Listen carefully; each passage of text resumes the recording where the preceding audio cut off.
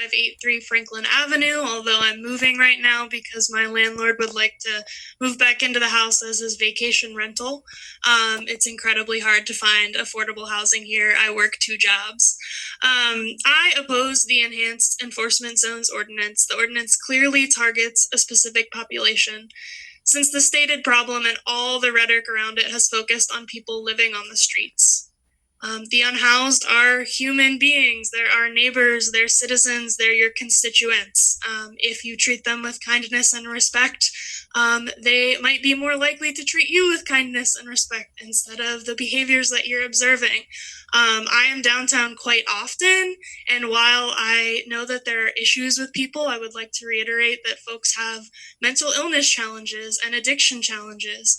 And I have observed more than one time that people are being rude to the unhoused folks on the street, which is causing their violent behaviors and outbreaks towards you.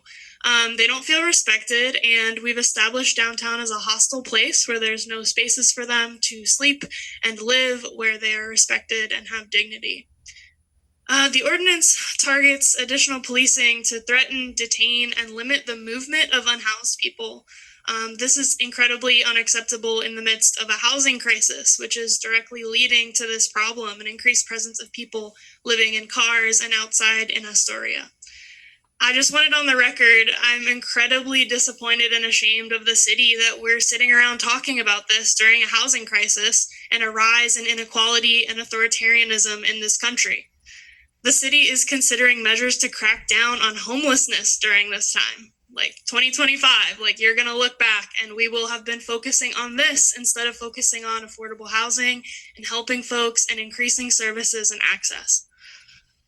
Finally, I'd like to say that, throughout this discussion, people are talking about their businesses and livability, and I'd love for us to consider the livability and the experience of people who do not have homes. And the common refrain that there are enough services and people just need to be forced into going into services is wild on many accounts, but one of them is that we don't have enough housing. So how can you claim that there's enough services when if those people access even all the services that we have, they then cannot access a place to live and stay with dignity? Thank you.